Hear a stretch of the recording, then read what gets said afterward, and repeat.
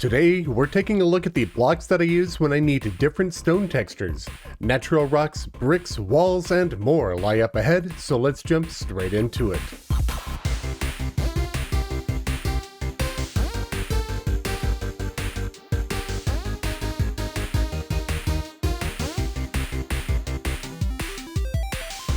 Greetings friends, Khaios here.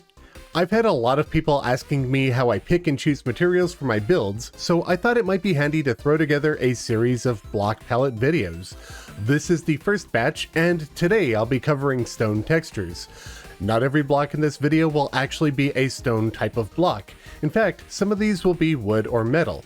But this video isn't about what type of block it is, it's about how we can make that block look like stone. The primary means of achieving this is paint. Typically white or gray.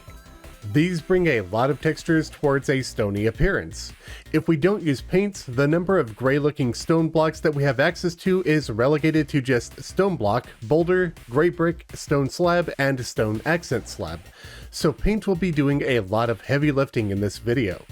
Today, I'll be covering natural looking stone blends, rough bricks, more polished bricks, stone accents, and walls, as well as some examples of how you might use them in your builds. But that's not the only thing that I have for you today. Once again, I am working with 86th for some official Terraria merch, but this time I have a discount and special offer for you all.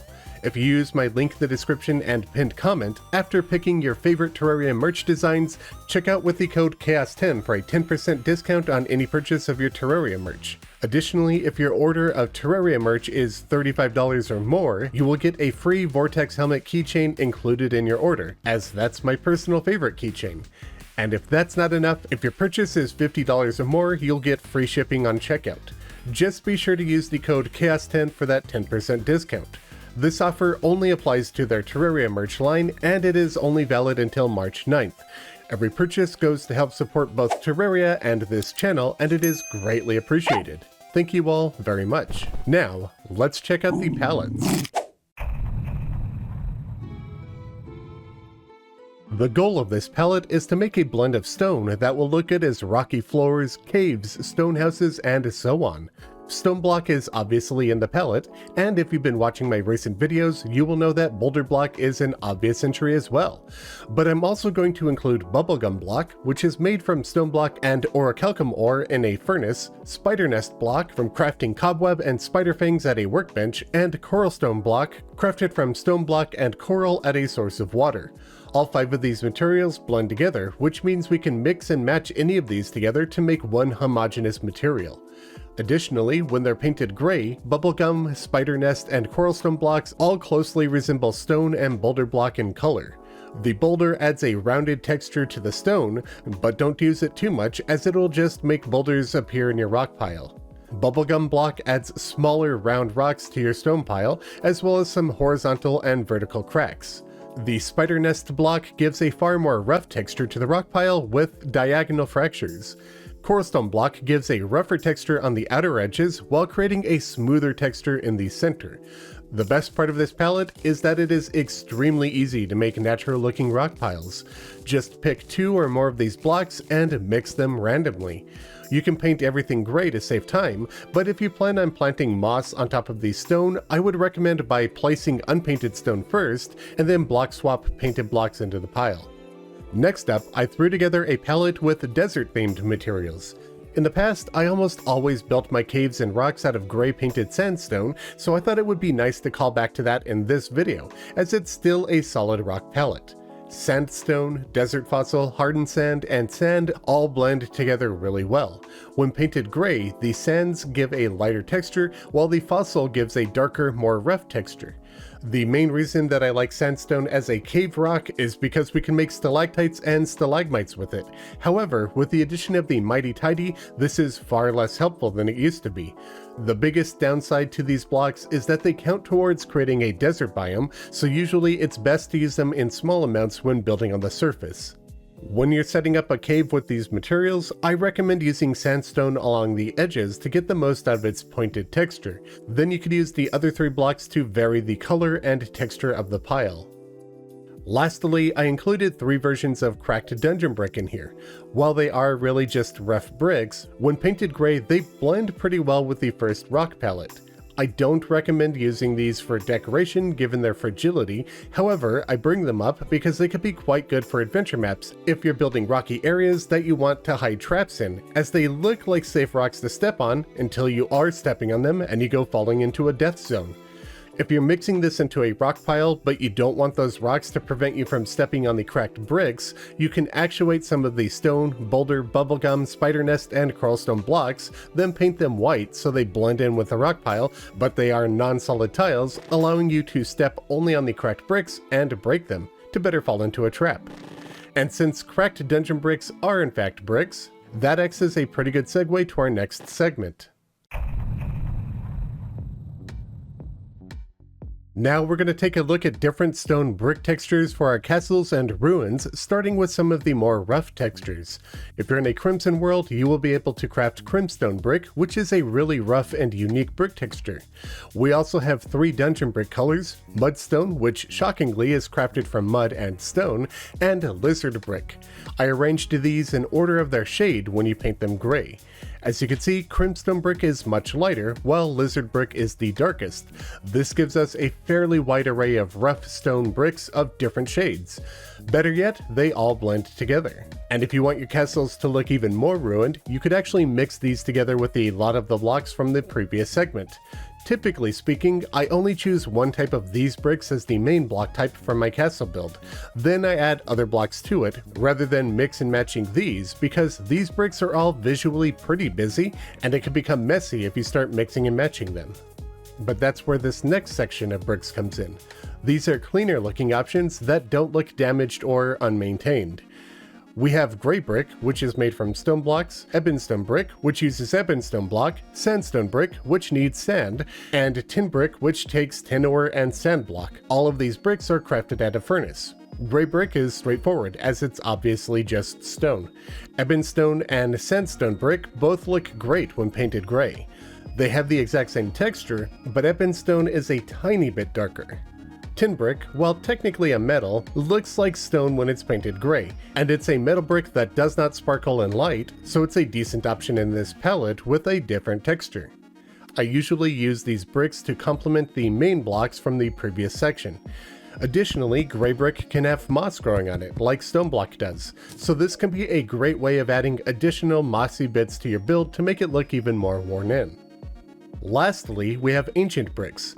Ancient bricks are the original appearances of various bricks from the game from the oldest updates. For this palette, I have selected obsidian brick as well as blue, green, and pink brick from the dungeon.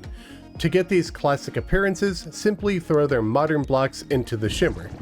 I didn't include all of the ancient bricks such as gold or hellstone because the other bricks shine in light or produce particles. This is a stone palette and I don't want anything extra in it.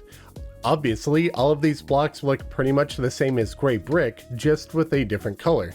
The reason why I'm including them is because of that different color. When we paint them gray, they give slightly different shades, so we have a more wide stone brick palette to work with.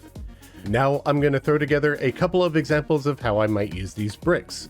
On top of one of these stone piles, I'll build a simple castle style house using Crimstone brick as the primary block. Gray brick and Ebonstone brick will be woven throughout it to vary its texture. Now on the other side, I'll toss together a second example that is much darker. For this tiny house, I'll use Lizard brick and Mudstone brick blended together. This shows us how we could use various different bricks to start setting up houses, but they still feel like they're missing something.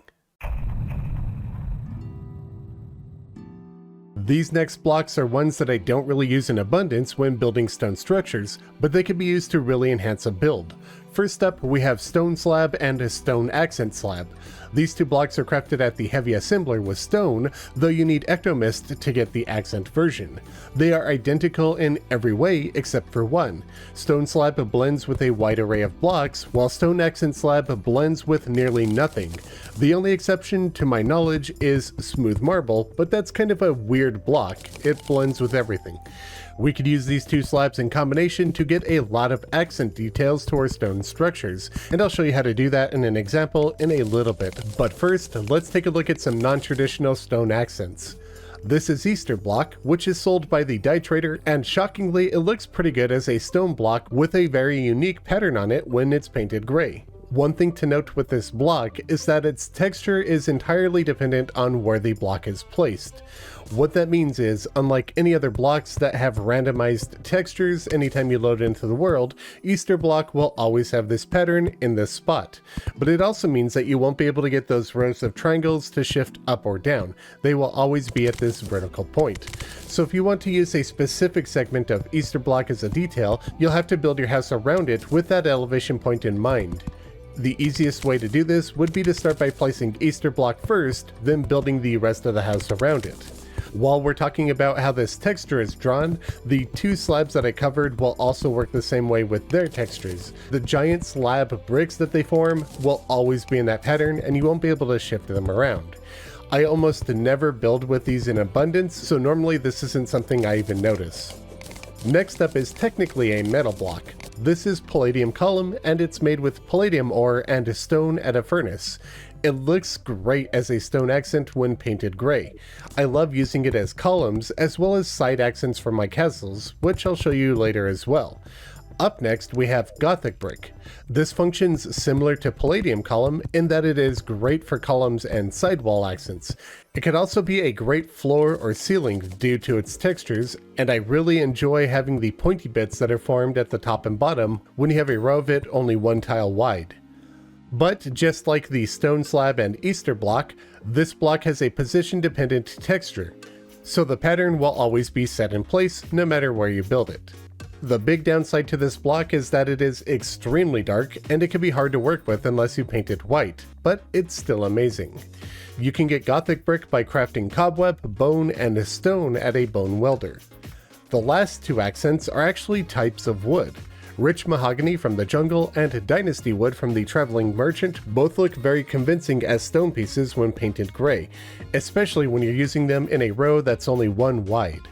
They work best whenever you need a row of neat, flat, solid textures in one direction or another that doesn't have a brick pattern. So let's toss these accent blocks into the example builds that we've been throwing together. I'll use the two stone slabs together to make a castle rooftop out of them. I'm also going to use Easter block as an accent under the roof. In the sidewalls, I'll place palladium column in every other space to give a different texture to those walls, and for the floor, I'll use rich mahogany. For the darker example, I'm going to use Gothic brick for the rooftop and for the sidewall variations. Dynasty wood will make up the floor. Since I'm using fewer brick types, I'll expand on the Gothic brick to create spikes along the ceiling and rooftop for a different style of building.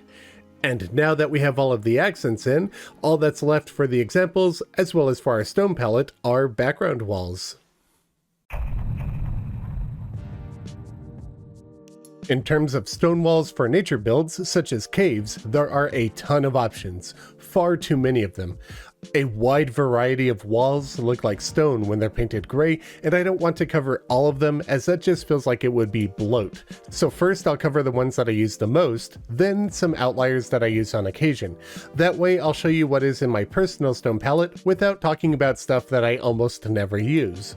In terms of the most common options for me, I have craggy stone, mottled stone, fractured stone, and worn stone wall from crafting stone at a workbench in a graveyard biome. I also have boulder wall, which is made with boulder block at a workbench, and ivy stone wall, which needs grass seeds at a workbench in a graveyard. I picked these walls because they give me a wide array of different shapes and textures, both on the inside of the wall and along the outer edges, and I love the little vines that the ivy wall gives. The edges of these walls are especially helpful when setting up cave entrances. A few other natural walls that I'll use on occasion include stone, pearlstone, crimstone, and ebonstone wall from workbench crafting, as well as ice, old stone, red mossy, and stalactite stone walls from graveyard crafting. These do not have as interesting designs, especially in terms of their outer edges, so I don't use them as often, but they do give more variety in the shades of gray that they provide when painted, so I'll use these when I need lighter or darker options in very niche cases. Let's head back to the example area and set some of these down. Typically, I'll pick 2 or 3 different walls from the first group. I almost always include craggy stone wall in that lineup because it has a much smaller and more interesting outer edge. Boulder wall is also great for avoiding 90-degree angles. So in the cave, I'm going to place down an area of worn stone wall, then I'll randomly swap in boulder and craggy stone into it until it looks natural. When it comes to the entrance and exit, I'll take extra care to make sure that we avoid 90-degree angles as much as possible, and I'll do this by using the craggy stone wall and boulder wall in strategic ways. For the darker example, I'll make a cave using crimstone, ebonstone, oldstone, and craggy stone walls. Just like with the other version, I'll go with random patterns here until it looks good, and I'll avoid 90-degree angles around the edges. And there we go, 2 natural caves that we could go with, one lighter and one darker. Now let's wrap up by taking a look at brick walls. Just like I did with the old block version, I'll separate this into rough and smooth textures. This time there are a lot more options to work with, as each version of the brick has 3 types of walls. We have crimstone wall, but for the dungeon we have blue brick, slab, and tiled walls, green brick, slab, and tiled walls, pink brick, slab, and tiled walls, and we also have mudstone brick, and I also included hellstone brick walls. The reason I included hellstone in the segment, but not the block segment, is because the wall doesn't make particles, but it does look great when you use it for ruins. Green tiled and slab walls look really well for accent pieces, and the rest could work as primary walls. Before moving on to the examples, let's talk about more bricks. Here are the smooth options. They are the same as the block palette that I set up, except that I moved lizard brick wall here because it looks more smooth without the grass inside of it. That leaves us with gray brick, ebonstone brick, sandstone brick, tin brick, and lizard brick walls. Moving straight into the accent walls, we have stone slab, Easter, palladium column, and gothic brick walls. The Easter walls work in the same way that the block does, in that the pattern is dependent on its position. Same goes with the slabs and the gothic brick.